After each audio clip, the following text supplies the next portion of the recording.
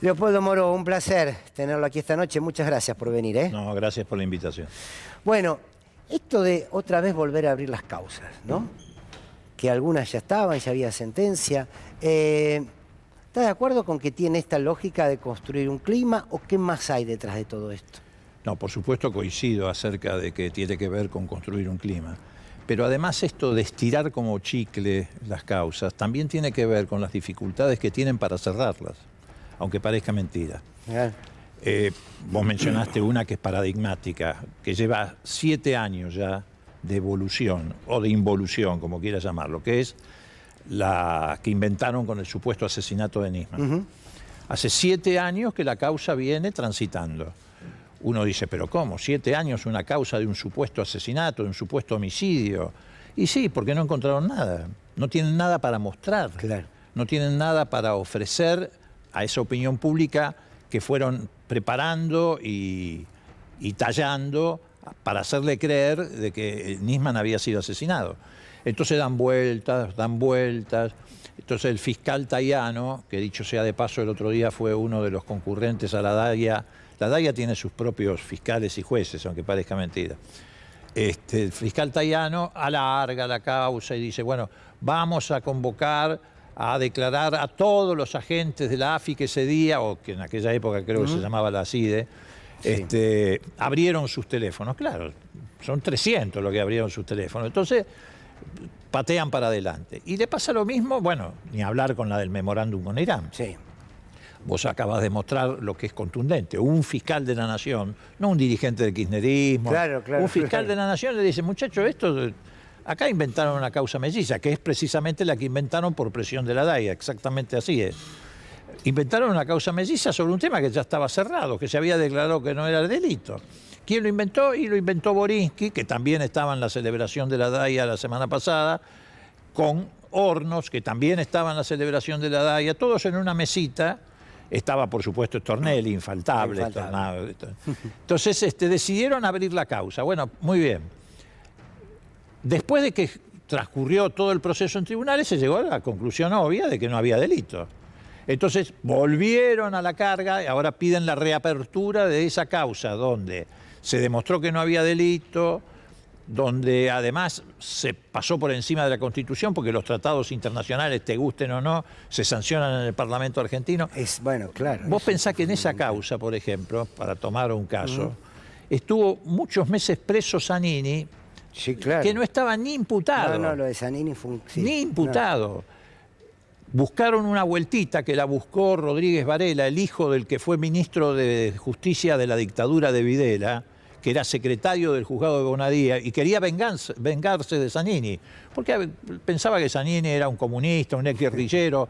Es más, cuando Zanini es trasladado preso en la época de la dictadura militar a La Plata, el padre de Rodríguez Varela, ese que es secretario o era secretario del juzgado de Bonadío, era ministro de Justicia, entre comillas, en la provincia de Buenos Aires con el general Ibérico Saint James, que dijo que además de los subversivos había que matar a los tibios. ¿Vos te acordás de esa famosa frase? Mira. Bueno, porque también esto hay que decirlo con mucha claridad. El Poder Judicial en la Argentina, este partido judicial, sobre todo lo que está sentado acá, que conocemos como Comodoro Pi, tiene una muy fuerte influencia de los que acompañaron activamente el proceso de la dictadura militar. Bueno, estaba pensando eso. El Poder Judicial no pasó por el tamiz de la democracia que revisó, bueno, quiénes estuvieron involucrados en la dictadura. Que los empresarios pasaron por eso, algunos. ¿No? La política, claro, pero la justicia no. No, la justicia por lo que pasó es por un recambio generacional. Claro. Pero claro. Los que estuvieron vinculados a la dictadura militar se cuidaron muy bien de mantener sus cargos estratégicos. Por eso te digo que fundamentalmente los que están asentados en Comodoro Pi, si le recorres un poco la historia, como el caso de Rodríguez Varela, dirá, bueno, Moró no puede condenar al hijo por el padre. Sí, lo condeno. ¿Sabés por qué? Porque quiso tomarse revancha para reivindicar al padre, porque Rodríguez Varela estuvo procesado junto con ESMAD, etcétera, por participar en los procesos represivos. Mira. Y los tipos quisieron tomarse revancha, y se tomaban revancha a través de la arbitrariedad de jueces como Bonadío, a través de la demanda de los medios de comunicación, porque viste que los medios de comunicación, ¿qué hacen en estos casos? Crean la demanda. Claro, bueno, sí. Crean la demanda, ¿eh? La demanda de que vos vayas preso, la demanda. Y después aparecen estos personajes que son los que satisfacen la demanda, inventándote causas judiciales. Exacto. Ahora, en las causas donde no hay delito, se avanza. Y en las causas donde el delito se ve, como el atentado a Cristina Kirchner, donde tenés la gente que intentó asesinarla, tenés una vinculación política, tenés vinculación económica, no se avanza. Bueno, precisamente, no se juntan las causas. Precisamente porque como hay vinculaciones económicas y políticas, no quieren avanzar. Esa es la razón por la que no avanzan. No avanzan porque no quieren tirar del piolín, para decirlo en términos más concretos. Porque advierte que si tiran del piolín, aparecen las responsabilidades políticas, aparecen las responsabilidades de carácter económico. Por eso no avanza la causa de la investigación de Cristina, porque empezaron a aparecer indicios bastante fuertes que articulan una acción terrorista con una decisión política. Vos fijate lo poco que se ha ido conociendo en cuentagotas, porque el juzgado actúa en cuentagotas. Hace un par de días atrás aparecieron estos chats, creo, de Carrizo. Sí. ¿Qué dice Carrizo, el de jefe de los Copitos, que lo planteaban de esa manera para, digamos, ningunear el intento de asesinato de Cristina? Es un cuadro político. El tipo dice, si la matábamos, se caía el gobierno. Ese razonamiento no es de un lumpen. Digamos, es un razonamiento político. Sí. Que por ahí se lo transmitieron, puede ser, pero se lo transmitió un cuadro político. Y efectivamente, ¿eso con qué coincidía? Con una ofensiva en esos meses para lograr una superdevaluación que generara hiperinflación y que eso provocara una situación de conmoción social que llevara a la Asamblea Legislativa que sustituyera al gobierno. Y le faltaba una sola cosa. ¿Qué le faltaba? La conmoción social. Claro. Como no había toma de supermercado ni nada por el estilo, fabricaron esta conmoción social a través de este grupo de Revolución Federal, que salía con las guillotinas, que se paraban la puerta del Congreso a hostigar a los diputados, que se paraban la puerta del Patria a hostigar concretamente a Cristina, amenazándola de muerte, que se paró en Plaza de Mayo a tirar antorchas adentro de la Casa de Gobierno. Y todo, ojo, que eso es otra pista que hay que profundizar, con zona liberada de la policía de la ciudad. Yo te invito a que vayamos nosotros, los que estamos acá, ahora a la puerta de cualquier ente público a empezar a tirar antorchas, duramos un minuto. Sí, claro.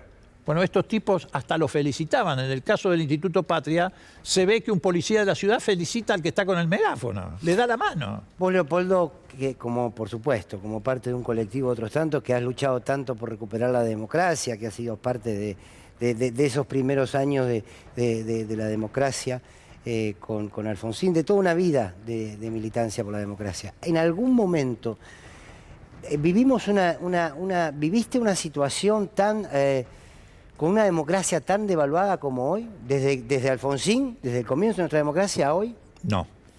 ¿Sabes por qué? Porque esto hoy es una democracia, voy a usar el término de un cientista brasilero, esta es una democracia fingida, que me pareció una muy buena definición. Sí. Es una democracia fingida, porque es una democracia invadida constantemente, limitada, acosada por los grandes medios hegemónicos, por este partido judicial, un partido judicial que además no solamente lleva adelante la persecución en un caso o el ocultamiento en el otro, por ejemplo en la investigación del intento de asesinato de Cristina, sino que además se ha puesto a gobernar. Es más, pienso que esa ofensiva de este año, que pretendía llegar a una asamblea legislativa en el medio del caos, sí, del caos que entre otras cosas confiesa Carrizo se hubiera producido si la bala salía, sí, tal vez tenía como destinatario al presidente de la Corte. Tal vez habían imaginado que el que podía tomar el gobierno era el presidente de la Corte. Él tiene vocación de ser presidente de cualquier cosa, digamos, ¿no? En algunos casos hasta se autoproclama presidente. Bueno, en el caso de la Corte se autoproclamó, en el caso del Consejo de la Magistratura, reflotaron una ley derogada por el Parlamento para que él pudiera ser presidente de la Corte, pasando por encima de la Constitución. Entonces, no es solamente que persiguen o ocultan cuando tienen que investigar en favor de la persecución o en favor del intento de asesinato de Cristina, sino que además están decididos a gobernar desde el Poder Judicial, desde ese partido judicial. Por eso te digo que hay una democracia fingida, o al menos ellos pretenden que haya una democracia fingida. La sensación que uno tiene es que la única manera, porque querés avanzar con una reforma judicial, no podés porque no tenés los votos. Querés avanzar con una reforma que involucre a los medios, no podés porque no tenés los votos. Bueno, bien. La única manera de poder transformar esto es que en el 2023 el Frente de Todos gane una elección que le permita tener mayoría y casi que en las primeras 48 horas avanzar con una reforma judicial seria, que hay que discutirla, por supuesto. Sí, pero yo creo que es un poco más que eso también. A ver. Yo creo que tiene que ver con lo que Cristina define como la necesidad de volver a reconstruir un acuerdo democrático en la Argentina. O un pacto democrático. Sí, Tal vez sí. no utiliza la palabra pacto porque a mi juicio, injustamente, está devaluada, digamos, Sí. ¿no? No está bien vista. Pero no importa, lo importante es el contenido.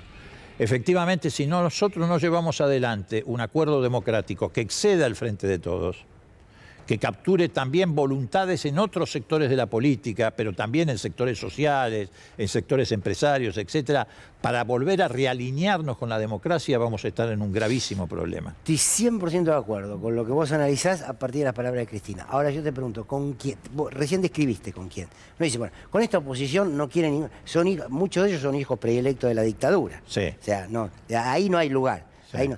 ¿Hay algún sector del empresariado que ve la realidad social y continúa aumentando los precios, te siguen reteniendo la soja? Digo, ¿dónde están esos sectores?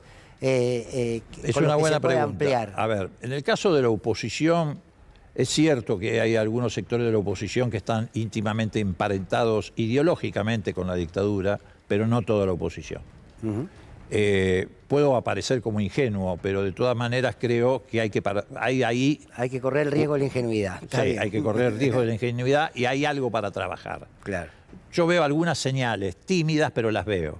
Por ejemplo, en las últimas 7 sesiones del Congreso, 6 sesiones del Congreso, incluyendo aquella famosa en que el PRO se levantó para no condenar el atentado a Cristina, cosa que no ha hecho hasta el día de hoy, los radicales se quedaron. Y hay 5 o 6 sesiones continuadas que se levanta el PRO por una razón u otra, pero los radicales se quedan.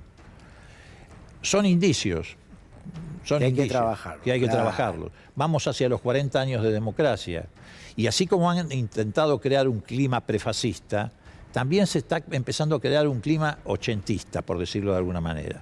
La película Argentina 1985, Qué interesante lo que decís, sí. discusiones. Vos fijate que un dirigente radical, en este caso Manes, fue uno de los que desde dentro del Frente de Cambio lo señaló a Macri por el espionaje ilegal y la persecución política. Claro que les significó que lo aplastaran los medios de comunicación. Lo han hecho desaparecer prácticamente de la vida política de la Argentina. Increíble. Sí. Increíble. Buen detalle, Bueno, pero, sí. pero lo que vale es lo que hizo, Claro. no lo que sufrió como consecuencia de lo que hizo. Entonces, uno ve ahí cosas.